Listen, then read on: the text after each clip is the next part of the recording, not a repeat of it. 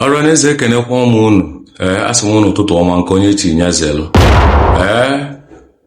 ọkwa mụnwa bụ nwanne unu nwoke bụ yo anchor na program anyị na gbowa na Onitsha Nest ọmụnwa bụ Uncle OJ bụ ezigbo afa mgbe okwu egwu na mma oji egwu na-ekenekwa unu n'ụbọchị nke taata. Unu mana oge ọbụla anyị bịara na anyị na-adọwa okwu ọnụ na anyị na-adọwa okwu a bụ etu o si wee dị ka anyị si ekwu without sentiment, because this is a platform of truth. So n'ụbọchị nke taata enwere ofu oyi nwoke bụ onye egwu ibe m fọ akpọtara m ya n'ụbọchị nke taata ka anyị na-akpalị ụbụbọ n'ife ofu ife na ife nke ọzọ anyị nwere ike itinyekwa ọnụ n'ụbọchị nke taata. Mụnwa wee sị na ọ bụrụ mụnwa ka eji aka m wee kọwaa onye ọ bụ, mana ọ ka o jiri aka ya wee gwa anyị onye ọ bụ. Nwanne m asị m ka ị gwakwa na Ọranaeze onye bụ. Ekenekwana m unu ọbịbịa m bịara maka sị na ojigijeke Keneze Okolona Kenekwa Eze. Ọmụnwa bụ Amaechi Ilukwe, bụ onye na-eti egwu ndị eze Obiligbo Onitsha niile nwa, olu n'Igbo niile nwa. Ọmụnwa ka unu na-afụ n'ụbọchị tata. Ọmụ bụ onye Amaechi Ilukwe. Onye Amaechi ekenekwa ọmị. Biko abịa n'ife gbasara egwu ị na-eti egwu Obiligbo, wee sị kene ka mmalụ kedu ka egwu ọmalụ ya ama ka isokatala onye ego, maka ịma na ụfọdụ na abụba sokata mmadụ ga-esi etibezie ụdịrị egwu onye a na-eti. Ịmụtala egwu amụta ka egwu ọdịnala unu? Ịmago na ndị tụrụ inu tiri inu si na ibu n'elu juru abụ na adị agwala igidi gị ajụ. Ọnwa afọ Ọnịcha ka mbụ ka m kọwala ka ya bụ egwu a na-eti si wee bịa m na maka ebe onye si ligo ka o si alitu. Egwu a evu bụ egwu Obiligbo, bụ egwu ndị eze, egwu ọgaranya eji eli nne, egwu na-akpọnye ndị nwụrụ anwụ n'ụla, onye nwụrụ anwụ na-eto onye dị ndụ na-ete, bụ egwu Obiligbo a. Egwu a emekọtarakwa ntibe egwu na egwu a si from ikwu nne nne m wee bịa, maka nne mụtalụ nne m Madam Boyce bụ nwunye Giovania Akpe n'Ogbo Odogwu fọmala Akpe nwụrụ anwụ. O wee mụta nne m bụ nwaanyị bụ ife ahịa dị n'ụlọ ozi, ka ọ bịara ije dị na be ndị be ahịa dị n'ụlọ ozi n'Ogbolieke. Nne wee nwa m bụ onye Amaechi Ilukwe. Madam Boyce bụ omeghe ọnụ ya na-agụ egwu otu a, onye nwụrụ anwụ ekunye nya na egwu a emekọtara mabata m na ka ngụba na ibe na-agụ egwu na ọ dị na agbụrụ. Onwere ebe o si bịa? Onwe ebe o si bịa. Bụrụ ifu nne ka o si wee bịa? Ifu nne nne m ka egwu a si bịa. Ifu nne nne m abụ ụmụasị be ndị be nwe isi, ebe Madam Boyce si wee bịa ka egwu a si bịa, maka nne nne m tiri egwu ọfụma, ọ gụrụ egwu ọfụma. Ebe ya bụ egwu si wee bịa, egwu Obiligbo anyị na-eti ife. Mana ọsọ ngị nwa ebe na agbụrụ na ọbịazịa dịka ọsọ ngị nwa ka egwu amalụ ka ọ nwere nwanne ya ọzọ ma ọ bụ nwanne nne ya egwu adịfọ n'arụ? Egwu dọ na be ndị be Ilukwe bụ be nna m. Nna m bụgoro Okechukwu Ilukwe na mmụọ ibie bụ egwu na onwe na-eti eti. Nna m bụ egwu na onwe na-eti eti, aka m etiruru otu nna ntị. Ụmụnne m niile bụ egwu mana ọmụnwa bụ the vocalist nọ na dị ụlọ na-abụ mmeghe ọnụ egwu a na-adapụta adapụta. Ụmụnne m ndị nke ọzọ bụrụ instrumental, ọ bụrụ na nsịba bụkwa abụọ na fama mpụ nwunye, mana ịma na ekele ọlụ eke. Daalụrụ nne. Ịma na egwu ọbụla a na-eti eti na-enwebe some challenges. Wee sịrị ya ka njụa, kedu abịa na egwu Obiligbo, maka ịnezi anya kịta na Ọnịcha onye ọbụla dịziko na-eti Obiligbo anọkọta dị mkpụrụ mmadụ 4-5 vacha uvava gụọ onwe va na-eti ụfọdụ lisef ị na-ege ntị ka ime ibeba na-abụ ịma nụ ibeba na-abụ. Nwesị kedu dị onwe chalenji ka challenges unu na-enwe n'egwu a? Challenges anyị na-enwekwa n'egwu a bụ ịmago na ụfọdụ na-eme aga m eje n'ibe m eje. Ọ ga-aka mma n'ụwa n'ife olulu ebe ngị na chis wee kwue n'ụwa maka egwu na-eti eti ndị nzugo na egwu erigo nna egwu ivu ife ivu na-etisi egwu all from me kabasi pick up antu na-eti egwu mgbe inwe ntị egwu ị ga-ama na ọnwụ ife dị iche egbe na egbe egwu m adị m eti egwu ka ndọkasị barụ na-eti egwu ị ga-ama na egwu m pụle from grass gbagote asatara m asatara adị na-eti ka nna agbakọta nọ na-eti na-ege ntị ọ bụrụ ị nwụrụ n'ọcha isi n'oche daa maka ọ na-ebu ka amụma so na mmasị na ndị a na-aga na vedi emeta ya va na-emeta mana onwe ibe ji mala onye maka ịchụwa nkịta na nsi imeli nsị ka onye ọbụla nwee ebe o si ebelụ ndị nke mana abịa n'egwu ama ndị bụ ndị ama ndị bụ ndị so which means that na o nwere ebe a na-akpọ copyright and piracy. Yes. So which means na enwere ndị bụ itisi egwu bụ eje tinyere ya na studio rekọdụ m ka m gwaba ya rekọdụ m ka m nwelugoro ịtọ like egwu izi mfesi abụọ mbụ njenje amaka egwu mbụ ọpụta ịma na egwu pụtalụ adị m emekata tie egwu n'ibe m tie bifo nti egwu nnọdụ anyị mmụọ na-esi m egwu abịazie m egwu nle onye ọbụla ibilo m wee tie ya njenje amaka onwe nke a na-akpa ala dị n'obi oge m gwetara ala dị n'obi n'obodo ụfọdụ ụsọ m ndị egwu na-eti ụdị egwu na-eti si na egwu ndị anwụrụ emesịa bịawala ala dị n'obi a jee tie ọ bụrụ copyright na-eti maka ya ala dị n'obi a bugorola anyị obere ala dị n'obi a ala dị n'obi a bụ ka m si ebido ebe n'ebe ndị eli ọkwa n'ududo ọnya ebe n'ebe ndị eli ọkwa n'ududo ọnya Joseph Umogu mbosi ihe ọnya ejo n'egwu igburu ọmaba ọnya Joseph Umogu mbosi ihe ọnya ejo n'egwu igburu nne ọnya atụrụ rọket nyelụ mmụọ m ọnya uvu ọkpa mesiri vuru ọnya atụrụ rọket nyelụ mmụọ m ọnya uvu ọkpa mesiri vuru ọnya seri ike ọ na-eli egwusi ọnya ndị ori ọkpa atụrụ m ọnya ịma na ọ ga-ara nri ya ọnya ịghọtago ọ ga-ara nri ya bụ onye zuru ife mmụọ ife alụ dị n'obi a bụ egwu mmụọ nkọmfat ya atọ obili Igbo so isebanya na ala dị n'obi na-adịghị mma ala dị n'obi na-achọ okwu ka ala dị n'obi na-achọ okwu maka enwere ala na-achọ okwu nke na-ada achọ okwu ọnwe nke bụ I surrender ọkpọdọ ka isi na so mana ndị na-amarọ minovu egwu a na-elo n'egwu ụlọ a ntisi eji egwu veje bụpa dị copyright tie bie na abọ ghọtago mana ịma na ncha dị achọ problem ọ bụ na ncha na-achọ problem mmadụ eme ntisi ego chetiala egwu onye ati without permission from that person. Nke a bụ first album. The second album ọzọ bụrụkwa Anịbe anyị Sulegede ọmụnwa Anịbe anyị Sulegede a mana onye kpara aka n'ọnụ ọsị nọ vejekwa na rekọd jeti squad Anịbe anyị mana egwu mati na arịmago nọ onye ọ na-ekwu amụma ọbụrụ nrelizi egwu na-ekwu amụma ọ bụrụ ebe nsata ịfụ na o nwere mmụọ ziri m egwu nọ mmeghe ọnụ na-apụ Anịbe anyị a nyegodo anyị mana ọ na ụbụrụ na anyị na studio onye nakọta anyị na-emela anyị ka ngwa Anịbe anyị Sulegede Anịbe anyị Sulegede Anịgbalụ ute Sulegede okuku anyị Sulegede ọgba nwa agụ wee tinye aka n'ọbịa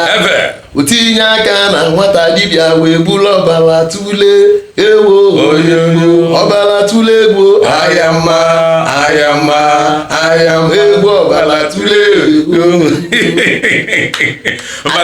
Anịgbalụta anyị bụ nna akpọ ife bụ ikwu nne nna m olu na igala mmụọ na-akpọ ife a bụ oke mmụọ ka m ji etiri egwu mana ụfọdụ ji etinye copyright ya wụtara ife ma bụ na Jos na-abụ abụ copyright then nke ịtọ nwere nke dị ọtọ abịa ụlọ ọmụ tilikwula ebe kwụ maka nlivi obodo na-eji m ofokome obodo na-eji m ofokome ọfọ malụ onye na-egbu ka ọ dị ọfọ mbecha nwa onye eze onye ọma na-ekenego m eze nwoke ma onye ọma na mụ kenele ya onye ekenelụ m igwe Nnaemeka nwa Achebe obi igwe nwa Achebe onye ọma na-ekenego m eze nwoke m udogwu na mụ kenele onye ọma hụla ebe kwụ ọkwa maka ndị ọma ịnala ọnya ọnya miniri egwu m abịa ị ga-abụ ebe kwụ isi nọ na arụ isi aka echi nọ nọrọ na arụ isi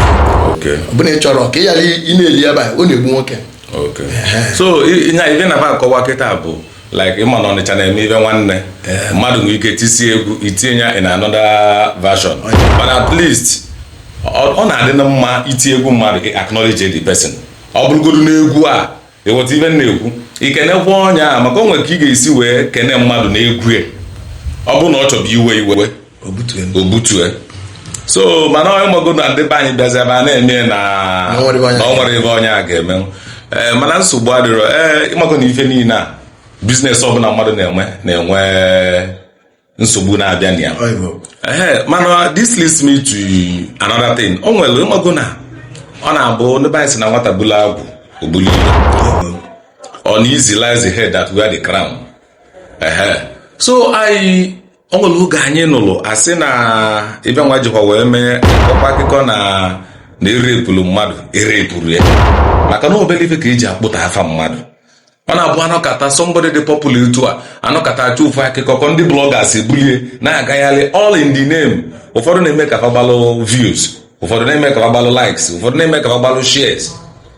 mana afa marụ nọ afa mmadụ ka a na-akpụtọ and oke ụfọdụ people may not have the opportunity to say n'ife dị etu a na-emere ọkwa ya so akụkọ afọ akọlụ a sị kene m ka anyị malụ maka na one-sided journalism nwere ka ọ na-adị ọ na-abụ okwu pụta afọ gịnị ọsịsị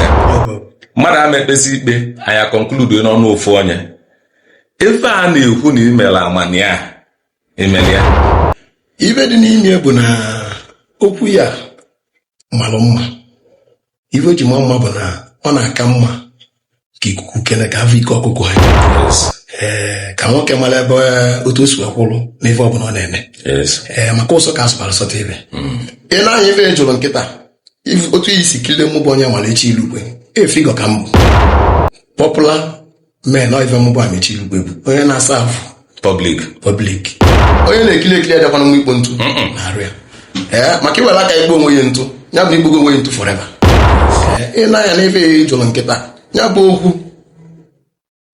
liri m ọnụ ya bụ okwu buru m nnukwu okwu ịghọtago ewere m ibe niile dị n'ụwa nye Chukwu n'ọnya ma nke bụ eziokwu mana ife nnọdebe n'ụwa efu bụ na ebe onye ọbụla mere nwa mmadụ ibie n'ụwa ife onye ọbụla mere mmadụ n'ụwa ya marụ na ọ na-abịalị oge erute ya otu efulu ọ mmadụ ọra ka mbụ onye na-ekili ekili onye ụwa niile na-ekili obele nwere otu a na-ekili ere otu a na-ekili kilie m n'ụra m kiligodo m n'ụra m na ajụjụ a ịchụrụ ọmalichi ikpe mana ewere mana me mbụ ọgụ ejebe Chukwu ọnọdụ ka onye nwụrụ ahụ nkịta ime akpọ n'isi ka okwu except God ebe emebiga ava mụba amechi ikwe bụ na emebiga ava mụba amechi ikwe ma ibe niile dị onye nọ n'enye igwe ọgọdị ya na-akpọ n'ọnya nwere m okwu ga na-asalụ m okwu n'ọnya nye nwaanyị lụ m ndụ nye ezinụlọ m ndụ nye m arụ isi ike nye m mpụta na-etikwa egwu a na-eti pepụ na-akpọkwa m egwu nneje na-abata ọnya nya ji ndụ m nya mma ogologo ezi m malụ azụ m n'ọnya ka ibe niile dị n'aka okay mana enwere m I had because na ife m anọrọ madam ekwu na enwere court proceedings and other things mana ịmana I don't think na anyị ga-amanye bezinye bụ okwu maka na ejesịa kọtụ ekwue nke then on that note anyị ka ga-akpọkwa ya ka ịkọwa onwe ya ọfụma na n'ife gbasara ya bụ okwu because na imebi afa mmadụ like I say ọ na-adị easy mana idozi ife mebiri emebi can take a very long time because no all pedigree i build go over time ka akpụtọlụ within just a story wee kpụta ọnya mana o nwere ife nsikwa ka njụta ịma na onye ọbụla na-enwe personal experience that ebubo ahụ ebuli ike dịbe ọ kụziri well ife dị n'ime bụ na ife onye na-amara n'ụwa bịa ọgbọ ife o ji bilie ọgbọ bụ na ma nya bụ ndị nna tụrụ inu si na ife a na-anị fụ na anyị bụ nwata kwụlọtọ na ya ma mfu nwe nya bụ ife kụzirikwa m a lot of things. O kụziri m a lot of things. Ife o kụziri m erika. Number 1, ọ na-akụziri na ọya dịrị mma na onye nwe ọyị bụ onye na-apụ ala. Enwe ọyị ịbụ onye na-apụ ala. Ife o kụziri m dị mee. Ife o kụziri m bụ ife o kụziri m erika. A big lesson. Ọ dịla onye mara akwụkwọ, ọ dịla onye na-amara akwụkwọ bụ ije mana ewere m ibe niile enye obi n'igwe.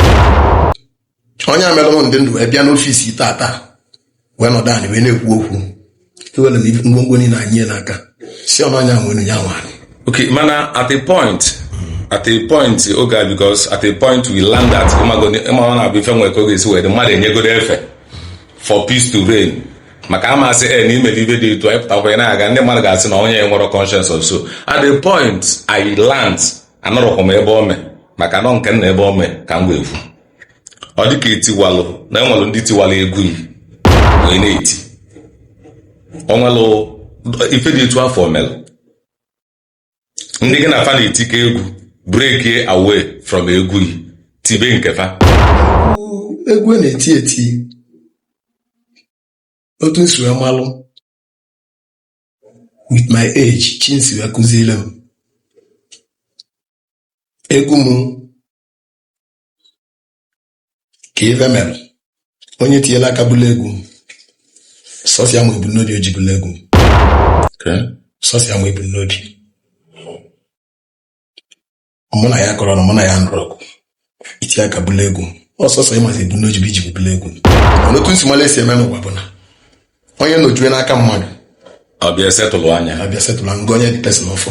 si agaba n'iru maka mmetigide egwu mma ngagidesi onye ọzọ agana. Yes, ị ga-enwelile onye ịzụ ụta apụta asị na onye a bụ nwa onye. Ya njisi na ife nzụ nọ ncheri ka ibe niile nzụ si na-abịa tumi n'ebelụ m nwa egwu zo na-abụ nyefe ofu meje so na onye tinyela aka bụla egwu mụ na ya kọrọ mụ na ya nụrụ ọgụ amarọ nrizi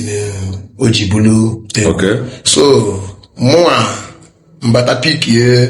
egwu m o vokalist ka m nnọdụ ọnkwụrụ n'iru ọmụnwa akwụ n'iru ka na-ekili ndị na-eti egwu ọmụnwa ife m kwụ n'ọnụ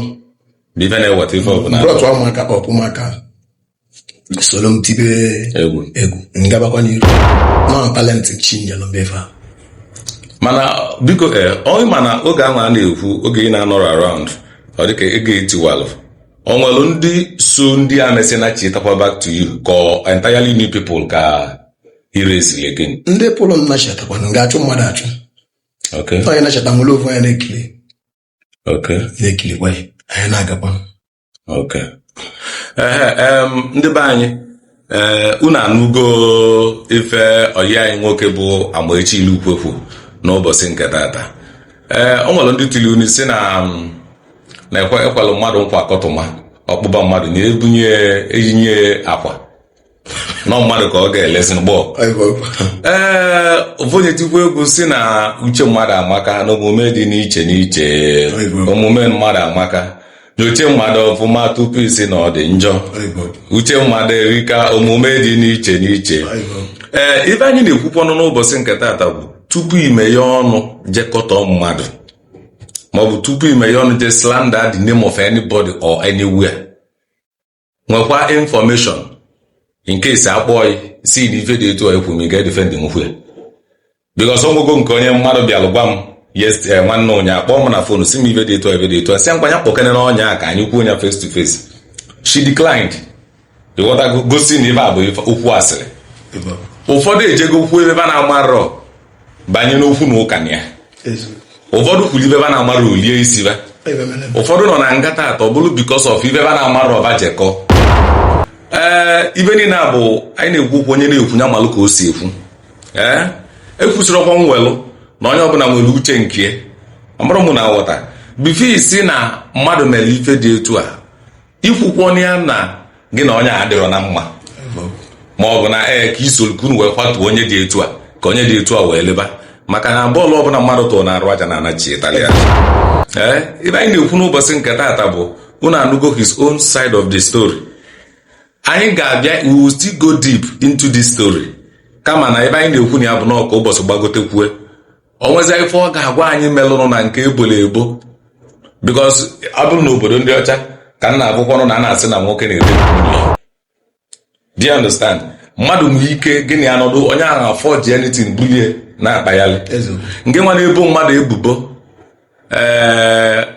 ka ị na-asị mmadụ ya na-ekwe aja dị ya n'anya mana tipu aja juru ya anya tupu isi mmadụ na-ezie n'isi isi cheke nke ịmalụ ma ọ na-ele ule wesị unu dododo ka anyị begodo okwu a n'ebe a n'ụbọchị nke tata. N'ụbọchị ọzọ anyị ga-akpọkwu ya ọ bịakwa kọwatọpụla anyị maka na ibe dị n'egwu erika ọ kọwatọpụla anyị. Ụmụnne m na-afụ gị na onye a na-egbu egbu na-ekwula ọnụ ya nke nwa na-abụ mmadụ kọ na-arala ya akụkọ maọbụ mmadụ kpere ya ikpe ịma chọ ka ịnụ n'aka onye nke ọzọ iwee konkluduo na-anụkwa n'ụzọ na-abụ tupu ị konkluduo. Amaechi ya sị m ka ị kene n'ọra bịala ije ka anyị wee chinabazi akwụkwọ na nketa. Ọra bịala ije tata, ọra na-ekili m n'igwe onyonyo a nnọ tata wee na-ekwupụ okwu. Nkene na-ekene unu bụ na ndụ nwoke ga-adị, ndụ nwaanyị ga-adị. Anyị ga na-eje eje na-abata abata ise na-ama mmiri na-ama ahụ ọchịchị anyị nọ n'anyị ime mgbu anyị anyị mara ebe ndị nna ava na-emetọpụrụ ya naba. Anyị nwa bụ ndị ụmụfa ga-emetọpụ ya, ụmụ nwaanyị emetọpụ nke anyị nwadebe na ụfọdụ na-agọdebe bụ na anya ncha ga-adị mma, olu na igbo niile ga-adị mma maka mmiri na-enyelụ ncha aka wee na-agba ụfụfụ. Ife dị mma ga na-eme. Chineke biko nyere anyị aka nke onye na-amara eme ka a gbaziele ka ọ mụta. Ife na-eme n'ụwa kịta dị too much. Mụrụ ofufe na erebe Chineke ụzọ ọbụla anyị si mejọ ya gbaghara anyị ma ọnwụ kali maka ọ dị ndụ nwere olileanya. Ọnwụ kali nọ ife na anyị Chineke ka onye anyị arụ isi kenye anyị bụ n'elu. Amaechi biko bifo anyị anazịa kịta maka na ebe a bụ egwu na ka anyị na-akwado na gbowa na Onitsha Nest, maka ebe anyị na-ekwu na Onitsha Nest bụ ka o si adị without anyị adịghị ejiri emotion ekwu okwu ebe a na onye dị okwu ka ọ dị ya n'obi. Biko gogoluru anyị ofu ngigo maka na ama m na ị na-ego ngigo. Ọ ngigo ka anyị ga-eji wee sign out. Goolu anyị ngigo, igoziela anyị ngigo onye ọbụla nabazịa. Mana ebe m na-agwakwa bụ nke nwa na-awọchi this video, oke ise ama esoghị n'aka ma ishare this video. Ịlaiki anya share anya, oke ise ama esoghị n'aka. Mekania nọ nwanne ka anyị bụ. Goolu anyị ngigo nwanne m. Chukwu okike bịa ma o Olise kelenu kelani anyanwụ na nwala ọgaranya onye ọma odi n'uche nkwe n'ọnụ maka nna m utile egwu anyanwụ na nwala onye ọma na-ekenego onye eze nwanne m onye ọma na m utile ọ bụ n'iche enyile enyi ka a na-atụ enyi saka ụsali ogu ma ga na ọjụ anụ ogwu nna m gwara mbosi gburugbo anyanwụ na-awala ọra nwanne m onye mala echi kedu onye mala ibe ga-emechi ajụjụ njụlụ nwanne m ajụjụ njụlụ onye m onye ga-aza m uche Chukwu ga-emelele egwu na uche Chukwu ga-emelele nwachi na-emelụ agụ onye aba n'elu ụwa chi ya welụ na-ekenego onye eze nwanne m onye nwa na mụ keneli onye ukwu ebekwa nke na-abịa okwu ibe ọ bagoho m arụ ọ dịzịa ka ọmụmụ maba jọmp ndị be anyị ọmụnwa bụ yo ankọ ọnkụl Oji ekwu bụ na m Oji ekwu a sị m unu nke onye tinyazialụ ndụ mmiri ndụ azụ onye afọ tata anya pụkwu echi lute na gbowa na anyị ga na-enye unu the best. Anyị ga na-agwa unu etu osu wee dị. Ha sị m unu nke onye tinyazialụ the next episode unu ga-afụkwa m malụkwa na onye bịa tata ga-abịa ụbọchị ọzọ ka ọ kọwala anyị nya bụ ife ọfụma ka anyị wee welụ ntị anyị wee na-abụ n'ụlọ. Daalụ n'oge nne.